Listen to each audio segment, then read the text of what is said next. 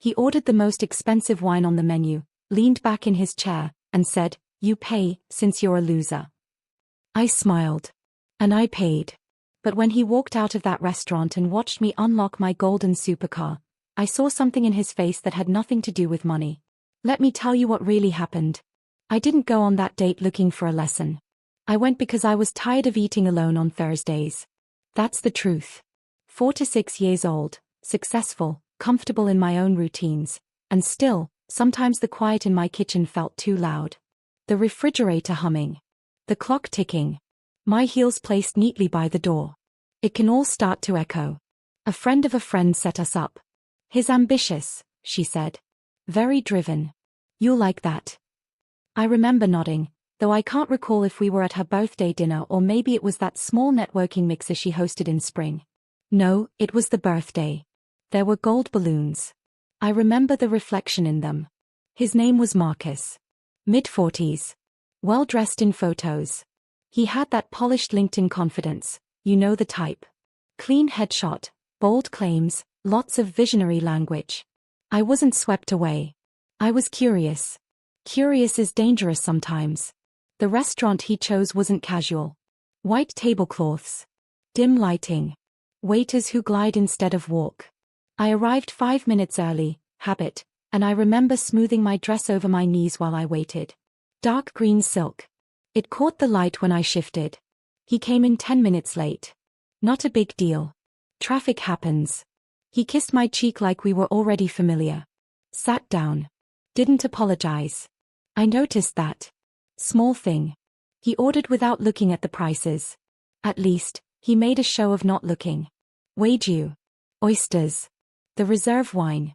I watched his finger trace the menu and stopped deliberately at the highest numbers. I've entertained clients for years. I know performance when I see it. I asked for grilled sea bass. Simple. Conversation started fine. He talked about building empires and not settling. He asked what I did, and when I told him I owned a consulting firm, he raised an eyebrow. "Must be nice," he said. I couldn't tell if that was admiration or resentment. Maybe both. His smile didn't quite match his eyes. I brushed it off. First dates are awkward dances. The wine came. Deep red. Heavy bottle. He held the glass by the stem like he'd practiced it. Halfway through the meal, I realized something. He hadn't asked me a single follow-up question. Not about my business. Not about my family. Not about why I chose consulting. Every topic curved back to him, like a magnet pulling metal. I remember thinking, is he nervous? Or is this who he is? Tell me something. Have you ever sat across from someone and felt yourself slowly disappear from the conversation? Like you becoming background furniture? I'd love to know if that's happened to you. Because in that moment, I wasn't sure if I was overreacting or if I was seeing clearly. The waiter refilled our glasses.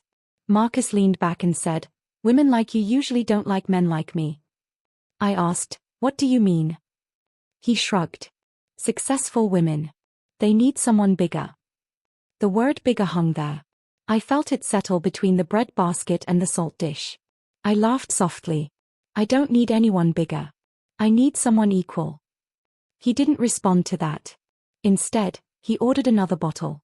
That was the first real flicker of something uneasy in my stomach. Not fear. Not yet. Just awareness. The bill arrived folded in black leather. He didn't reach for it. Not even reflexively. He just looked at me. I remember the candle between us flickering, wax pooling at the base. Then he chuckled. "You pay," he said. "Since you're a loser." The word was said lightly. Like a joke. But his eyes were watching me carefully. Measuring. There are moments in life where time stretches thin. You hear the clink of silverware from another table. A chair scraping the floor. Someone laughing across the room. And you realize you are being tested. I didn't react. I opened my purse. Took out my card. Placed it inside the folder. He smirked. Sipped his wine. "I can't tell you exactly why I paid. Maybe I wanted to see how far he'd go. Maybe I wanted the data. Or maybe, if I'm being honest, I didn't want to create a scene in a room full of strangers." I signed the receipt slowly. My handwriting was steady. And when we stood up to leave, he walked slightly ahead of me, shoulders back, like he'd won something. But the night wasn't over. Outside, the air was cool. Street lights reflecting on polished pavement. He was still talking, something about dominance in relationships, and I let him finish. Then I walked past him. Straight to my car. I heard his footsteps slow behind me. And that's when everything shifted. The thing about confidence is, when it's real, it doesn't need to announce itself. That night, before the restaurant, I had been steady. Grounded. My life was structured in a way that made sense to me. I woke up at 5:30 most mornings, or maybe it was 5:45 by then. I'd adjusted my schedule after a long winter, and I'd sit at the edge of my bed for a full minute before standing. Just breathing. Feeling my feet on the hardwood floor. It was a ritual I built after my divorce, a way to remind myself that I stood on my own. My home was quiet but not empty. There's a difference. Clean lines. Tall windows. A kitchen island with 3 stools no one used except during holidays. The kind of space you build piece by piece when no one else is managing your decisions. I worked hard for that calm. For the golden supercar parked in my garage, a reward I gave myself after landing my largest contract. It wasn't impulsive. It was planned. I remember sitting at the dealership with the pen in my hand, pausing before signing. Not because I doubted the purchase. Because I wanted to feel the moment fully. Earned. Solid. I didn't tell many people about it. Flash attracts strange energy. That's partly why I agreed to the blind date without fanfare. Marcus didn't know the full scope of my finances. He knew I owned a consulting firm, yes. But consulting can mean many things. I liked that ambiguity. It filtered people. Our texts before the date were polite. Efficient. He used phrases like power couple potential and aligned ambition. I remember smiling at my phone and thinking it was a bit much for someone who hadn't even met me. But I chalked it up to enthusiasm. There was one small comment, though. He'd asked what neighborhood I lived in. I answered vaguely. He replied, so you're doing well for yourself. Not that's nice. Not I like that area. Just that observation. I told myself I was reading too deeply. I have a tendency to scan for subtext, occupational hazard, I suppose. When you negotiate contracts for a living, you learn to listen to what isn't said. Still, I went. The day of the date, I remember choosing my dress carefully. Not flashy. Not modest either. Structured. I wanted to look like myself. My assistant had asked if I had plans that evening, and I said yes. She raised her eyebrows playfully and said, finally. Finally. It's funny how other people measure your life by relationship milestones. As if professional stability isn't stability. As if eating dinner alone is somehow tragic. Tell me honestly, have you ever felt quietly judged for being content? Not pitied exactly. Just assessed. I'm curious how many of you have navigated that space between independence and expectation. I wasn't lonely in the dramatic sense. I had friends.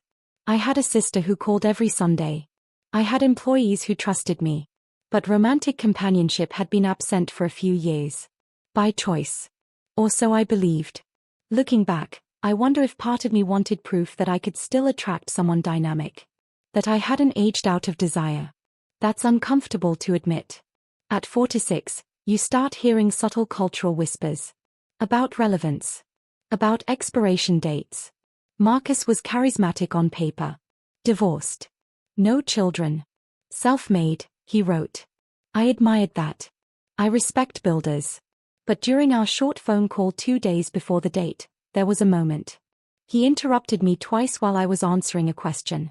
The second time, he laughed and said, sorry, I get excited. It didn't sit right. Not wrong. Just slightly off balance. And yet, I went. Because sometimes you give people space to surprise you. I remember driving to the restaurant. The engine of my car purring softly in the enclosed garage before I pulled out. I almost took my SUV instead, less conspicuous, but something in me resisted shrinking that night. I didn't think much of it at the time. Or maybe I did, and I brushed it aside. The city lights reflected against the gold paint when I stopped at a red light. A man in the car next to me glanced over, did a double take. I kept my eyes forward. I parked in the private lot attached to the restaurant. Valet approached, then paused for half a second when he saw the car. I handed him the keys calmly. Inside, the host greeted me by name. I'd dined there before. That familiarity always steadied me.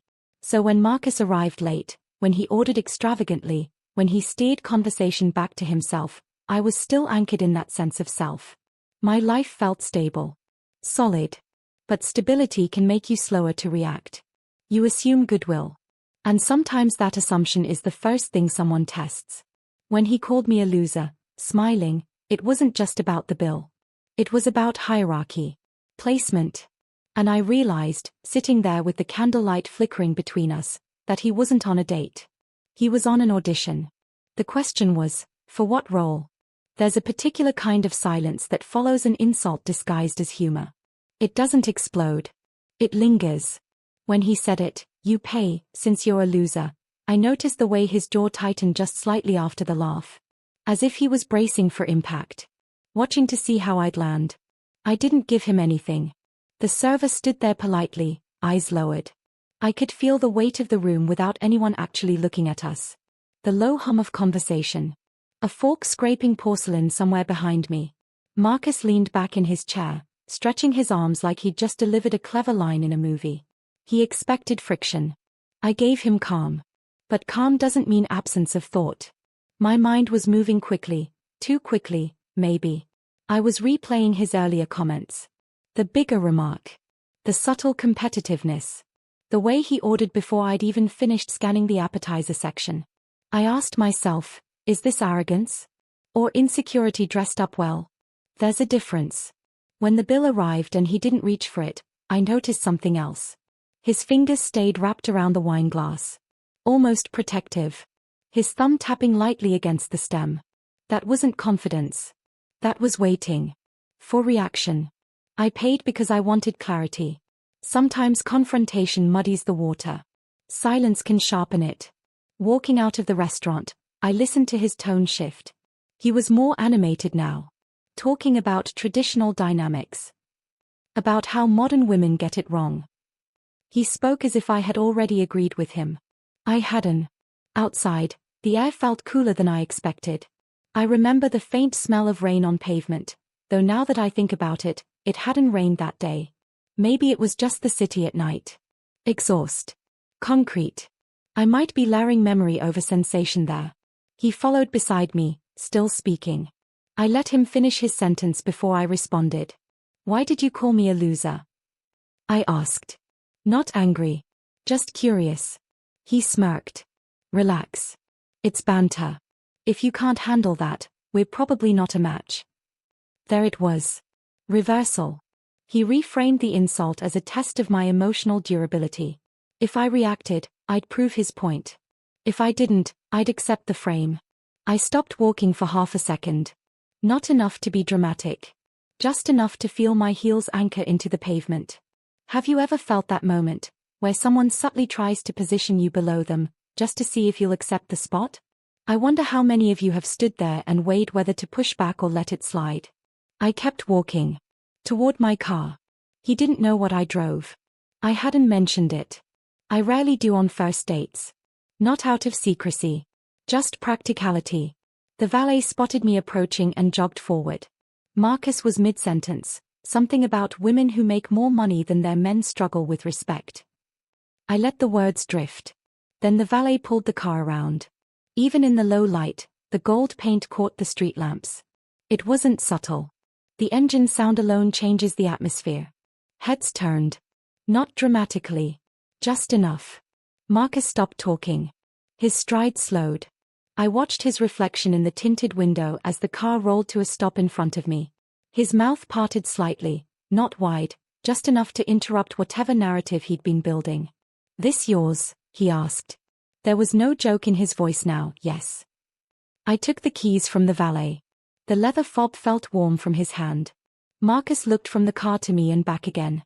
His posture shifted. Shoulders less relaxed. Chin slightly tucked. He recalculated. I could almost see it happening. You didn't mention this, he said. I paused before answering. Not for effect. For honesty. I didn't think it was relevant. He laughed again, but it sounded thinner. Wow. Okay. So you're doing very well. That phrase again. Doing very well. As if it were a surprise. As if the earlier comment, the loser line, had been based on an assumption. And that's when the unease settled fully in my chest. Not because of the insult anymore, but because I realized the entire evening had been a power probe. He hadn't expected competence wrapped in silk. He'd expected something else. And now he was standing in front of a contradiction. He stepped closer to the car, running his hand just above the hood without touching it. What do you do again? I had already told him. Consulting, I said. He nodded slowly. His eyes were sharper now. Focused. No more careless bravado. The energy between us shifted from performance to assessment. And I had a choice to make. Do I call it out? Or do I let him continue revealing himself? He didn't congratulate me. That's what I noticed first. Not that's impressive. Not good for you. Just calculation. He circled the car slowly, hands in his pockets now. The earlier swagger had thinned out, like cologne fading after too many hours. He asked about the engine size. The model year. The resale value. Not in a curious way. In a measuring way. I answered minimally. Then he said something that sealed it. So, who helped you get started? I thought I'd misheard him. Excuse me. With the business, he clarified. Family connections? An ex? Investors? The implication landed quietly but firmly. That my success must have been assisted. Sponsored. Granted. I felt something cold move through me. Not anger yet. Recognition. No, I said. I built it myself. He gave a short nod. Right. Right. We stood there under the restaurant's exterior lighting, and I watched him reassemble the hierarchy in his head. I could almost hear the gears turning. If she's this successful, then I need to reposition. If she paid without flinching, then maybe she expects leverage. If she owns this car. I suddenly understood something I hadn't fully grasped at the table. The insult wasn't random. It was diagnostic. He had been checking how much I would tolerate. That realization sat heavy in my stomach. I leaned lightly against the car door, feeling the cool metal through the silk of my dress. I remember thinking the fabric might wrinkle. Funny what the mind chooses to focus on when something deeper is unfolding. He moved closer again. Too close. You know, he said, lowering his voice slightly, men can feel emasculated in situations like this. Situations like what? I don't feel emasculated, he added quickly. I'm secure. But not all men are. I didn't ask him to speak for all men. My chest felt tight, not from fear, but from clarity. The evening rearranged itself in my memory like puzzle pieces locking into place. The late arrival. The extravagant ordering. The joke. The refusal to reach for the bill. He needed to feel superior. And when he didn't, he needed an explanation. If you've ever been diminished because your success made someone uncomfortable, you know the subtle exhaustion of it. It's not loud. It's not dramatic. It's a slow erosion of goodwill. I'm curious, have you ever had someone reduce your achievements to luck or assistance because they couldn't process your autonomy? If so, you understand the particular sting of that moment. I took a breath. Marcus, I said carefully, what exactly were you hoping would happen tonight? He blinked. That question hadn't been in his script. What do you mean? I mean, did you want a partnership? Or a competition? He laughed, but there was tension behind it. You're overthinking. Maybe I was. Or maybe I wasn't. There was a beat of silence between us. The city noise seemed louder suddenly. A car door slamming down the block. A distant siren. The valet stepping away to give us space. He shifted again. I was just testing your sense of humor, he said. You passed. Passed. As if I'd been waiting for a grade. That was the lowest point of the night for me. Not the insult. Not the bill. That word. Passed. I felt very small for half a second. Smaller than I'd felt in years. And that startled me more than anything else. Because I don't shrink easily. I've negotiated multi-million-dollar contracts without raising my voice. I've walked away from partnerships that disrespected my time. But in that moment, under those streetlights, I realized I had allowed myself to be evaluated by someone who hadn't even met my depth. That hurt. Not theatrically. Quietly. I thought about my home. The quiet kitchen. The early mornings. The discipline it took to build my life brick by brick. And here I was, being told I had passed a test I never agreed to take. I straightened up. The silk of my dress caught the light again. The car engine ticked softly as it cooled. And I made a decision. Not about him. About me. I was done observing. It was time to act. Control doesn't always look dramatic. Sometimes it looks like stillness. I opened the driver's door but didn't get in yet. I let the door remain open between us, not as a barrier exactly, but as a boundary. The interior light came on, casting a soft glow against the pavement. He stayed where he was, watching me carefully now. You tested me, I said evenly. Why? He shifted his weight. I told you. Banter. That wasn't banter. I kept my tone level. No sharp edges. That's important. When you stay calm, people lose their footing. He exhaled through his nose. Fine. I wanted to see if you'd insist on splitting it. Or if you'd expect me to cover everything because I'm the man. There it was.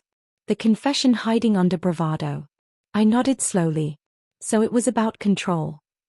He didn't like that word. I saw it land. It was about dynamics, he corrected. Different vocabulary. Same meaning. I leaned one hand lightly on the roof of the car. The metal still held warmth from the engine. For a second I wondered if I should just leave. Clean exit. But something in me wanted him to hear this clearly. Not for revenge. For alignment. You called me a loser, I said. What outcome were you hoping for? He looked at the ground briefly. Then back at me. Most women would push back. Get emotional. You didn't. Most women. That phrase again. And if I had? I asked. He hesitated. Then I'd know. Know what? If you're cooperative. The word cooperative hit differently than loser. It was quieter. More revealing. It wasn't about humor at all. It was about compliance. For a moment, I almost doubted myself. I wondered if I was interpreting too harshly. Maybe he meant flexible. Maybe he meant easygoing. But no, cooperative is a word used in negotiations. In dominance hierarchies. Not in romance. I caught myself thinking, am I making this bigger than it is? Then I replayed the evening in my mind again. The ordering, the testing, the reframing, and the pattern was too consistent to dismiss. Planning replaced emotion. If someone is assessing your thresholds, the only leverage you have is clarity. I'm not cooperative, I said calmly. I'm collaborative. There's a difference. He crossed his arms. Defensive now. You're reading into this, he said. It was one comment. No, I replied. It was a sequence. The valet pretended not to listen. Street light humming faintly above us. A couple walking past glanced at the car, then at us, then kept moving. I took a breath. Slower this time. I paid because I wanted to see how far you'd go, I said. Now I know. His jaw tightened. So what, you're judging me? I'm evaluating fit. That quieted him. There's a shift that happens when you remove emotional charge from a confrontation. It stops being a fight. It becomes data. And data is hard to argue with. He tried one more angle. You're going to walk away over a joke. I almost smiled at that. The reduction of events into something trivial. It's common. But I didn't respond immediately. I wanted to make sure I wasn't reacting from pride alone. I've ended things too quickly before. I think it was 3 years ago? No, 4. Time compresses. Either way, I've learned not to let ego drive decisions. But this wasn't ego. It was alignment. I'm walking away because I don't want to be measured for obedience, I said. Especially not on a first date. Silence. He looked at the car again. Then at me. I could see something else now, not arrogance. Regret? Maybe. Or just frustration that the dynamic he expected didn't materialize. You're intense, he muttered. Perhaps. I felt steady though. Not angry. Not triumphant. Just clear. Before getting in, I paused and looked at him directly. You don't need to test women to feel secure, I said. But you do need to decide what kind of partnership you actually want. That wasn't a lecture. It was observation. He didn't respond. I slid into the driver's seat. The leather felt cool against my back. I closed the door gently, not dramatically. The sound was solid. Final. Through the windshield, I saw him still standing there. Smaller somehow. Or maybe that's just how perspective works when you're seated and someone else isn't. As I started the engine, I wondered briefly, was there a way this could have gone differently? If I'd confronted him inside the restaurant, would he have course-corrected? Or would it have escalated? I don't know. But here's the question I kept turning over as I drove away. When someone shows you they need to shrink you to feel tall, is it kinder to teach them, or to leave? I didn't have a perfect answer. I just knew which choice let me sleep that night. The engine roared. Not loudly. Just enough. I pulled out of the lot slowly, checking my mirrors out of habit. He was still standing near the curb, hands on his hips now. Watching the car disappear into traffic. My phone buzzed before I reached the second light. Marcus. I let it ring once. Twice. Then it stopped. A text came through. Didn't mean to offend you. You're taking it too seriously. I kept driving. The steering wheel felt smooth under my palms. The city lights stretched across the hood in long gold streaks. My breathing was even, but my jaw was tight. I hadn't realized that until I forced myself to unclench it. Another message. You're impressive. I like strong women. That shift, from dismissal to praise, was quick. Too quick. At the red light, I glanced down at the screen again. 3 dots appeared. Disappeared. Appeared again. Let's reset. Drink somewhere else. Reset. As if the evening were a glitchy app that just needed refreshing. I didn't respond. I know some of you might think I should have engaged. Explained further. Offered him a chance to correct course. That's fair. I've done that in the past. I've over-explained, actually. Tried to coach grown men into self-awareness. Not tonight. The light turned green. I accelerated. Halfway home, my phone buzzed again. Honestly, most women would have been flattered I let them pay. I laughed out loud at that. A short, sharp sound inside the car. Flattered. There it was again, the hierarchy he kept trying to reinstall. At the next stoplight, I pulled over briefly. Not to answer him. To breathe. I didn't want adrenaline making decisions for me. I read the thread again from the beginning. The sequence mattered. You're taking it too seriously. You're impressive. Let's reset. Most women would have been flattered. Contradictions laid on top of each other. I typed a response. Then deleted it. Typed another. Deleted that too. I could feel the temptation to deliver a perfectly articulated breakdown of his behavior. A clean analysis. Bullet points, even. But clarity doesn't always require explanation. I sent one line. I'm not interested. Take care. Simple. He replied almost immediately. So that's it? Over one joke. There it was again. Reduction. I didn't answer. A few seconds later. You think you're better than me because of a car? Ah. Now we were closer to truth. I stared at that message for a long moment. The dashboard lights reflected faintly against the windshield. I could feel my heartbeat in my wrists, not racing, just present.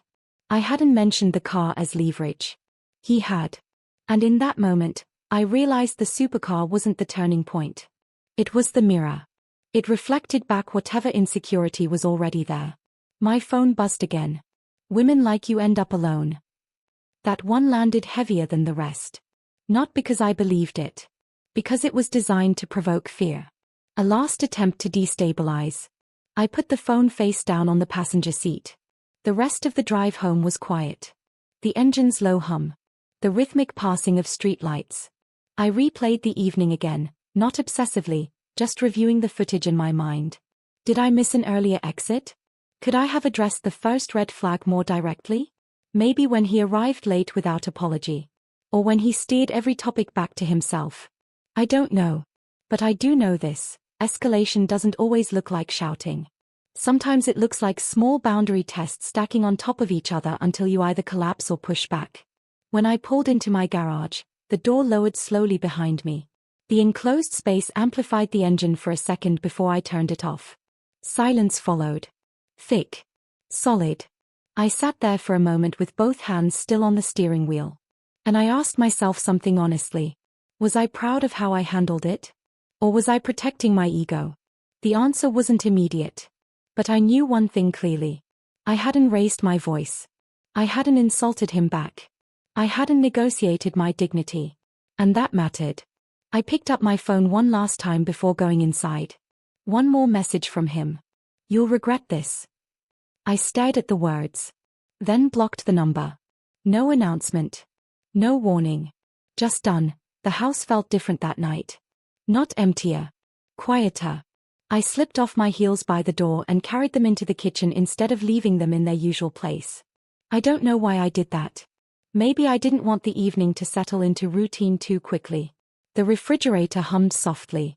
I poured myself a glass of water, not wine. I remember thinking wine would blur the edges of what had just happened, and I wanted clarity. I sat at the kitchen island and let the silence stretch. There's always a small aftershock when you end something abruptly, even if it only lasted one evening. A flicker of doubt. A question of whether you were too rigid, too discerning, or maybe not discerning enough. I replayed his last text in my mind. You'll regret this. Regret what exactly? Losing him? Or losing the opportunity to tolerate him? I rested my elbows on the cool marble surface and pressed my fingertips together. The kitchen light cast a soft reflection on the counter. Everything in my house was placed intentionally. The art on the walls. The books arranged by theme, not color, though it sometimes looks color-coordinated from a distance. That was accidental, I think. Or maybe I did that subconsciously. I caught myself spiraling into detail and pulled back. The truth was simple. I had felt smaller in his presence, and I didn't like that feeling. Not because I need to feel superior, but because shrinking is a habit you can fall into without noticing. I did it once before. In my marriage. I remember, actually, let me correct that, I almost said he criticized my career constantly. That's not accurate. It wasn't constant. It was subtle. Little comments about how my hours were intense. How I didn't need to push so hard. They sounded supportive on the surface. Protective, even. But over time, I realized I was adjusting myself to make him more comfortable. Turning down speaking engagements. Declining interviews. Softening my wins. That's a slippery slope. So when Marcus tested me, even in that small way, my body recognized the pattern before my mind did. That tightening in my chest wasn't about a dinner bill. It was about familiarity. Have you ever sensed something was wrong not because of what was said, but because of what it reminded you of? I think our bodies archive experiences better than we do. I washed my face slowly that night. The warm water, the scent of my cleanser, eucalyptus, I think, grounded me. I studied my reflection in the mirror afterward. No smudged mascara. No dramatic aftermath. Just a woman evaluating her own choices. Would I act the same way again? I stood there for a long time with that question. Part of me wondered if I should have stayed at the restaurant and addressed the insult immediately. Called it out in front of the waiter. Forced him to clarify in that moment. Another part of me was grateful I hadn't created a scene. I value composure. But composure can sometimes look like silence. And silence can sometimes look like permission. It's a thin line. I walked through the house before going to bed, turning off lights one by one. The living room lamp. The hallway sconce. The small light near the staircase. Each click felt deliberate. What was lost that night? Possibility. That's all. The potential version of him that existed before reality replaced it. What endured? My standards. My steadiness. My ability to walk away without chaos. And what changed permanently? I became less willing to excuse tests disguised as humor. Less patient with dynamics that require performance. The next morning, I woke at 5:30, yes, that part I'm sure of, and sat at the edge of my bed like always. The hardwood was cool under my feet. I inhaled slowly. There was no dramatic heartbreak. No tears. Just clarity. And clarity is quiet. I checked my phone out of habit. No new messages. Of course not, I had blocked him. I almost forgot that part for a second. I made coffee. Watched the steam rise from the mug. The world outside my window was beginning to lighten. Another day. Contracts to review. Meetings to attend. Life moving forward without disruption. That's the thing about boundaries. They don't create fireworks. They create peace.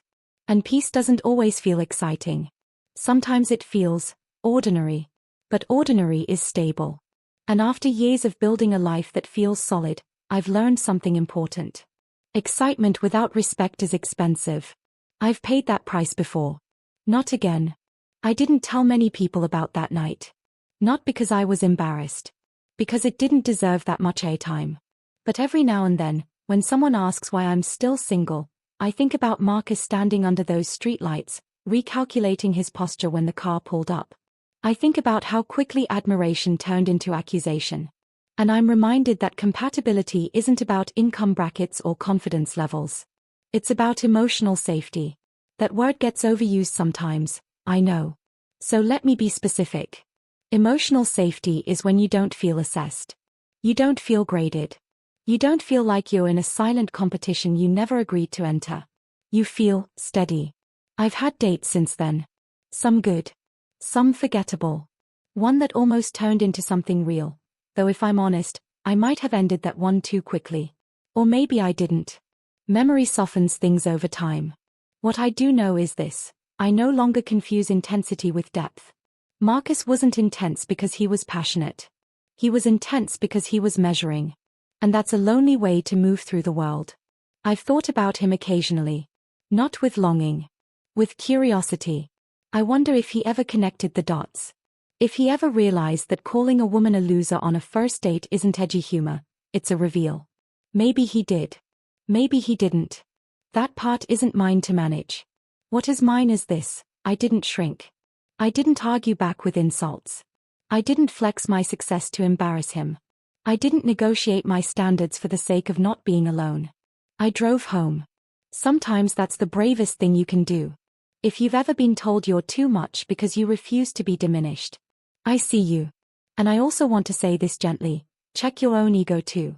Strength isn't about winning interactions. It's about staying aligned with who you are.